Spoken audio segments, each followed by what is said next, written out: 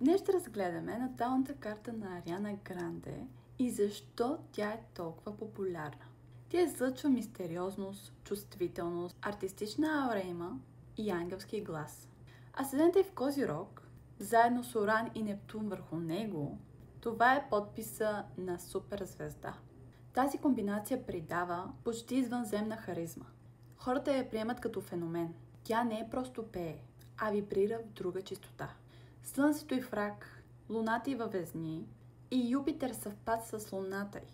Изключително емоционален, топъл и обичан образ. Тя предизвиква симпатия, защото публиката усеща емоциите й и уязвимостта й. Много си мислят, че е фейк, но реално наистина е такава. Венерата е в Телец, в тригон с Нептун и Уран. Класически аспект на артистичен талант. Красота и вродено чувство за стил. Венера и Нептун е комбинация на вълшебен глас и визуална естетика. Плутон в 10-ти дом, дома на кариерата. Мощен контрол над имиджа и трансформация в кариерата.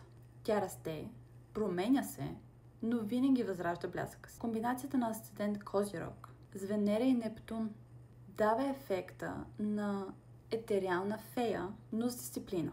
Нежна, но стратегическа. Артистична, но целенасочена. Вие какво мислите за Ариана Гранде? Напишете отдолу за коя друга звезда искате да направя такова видео.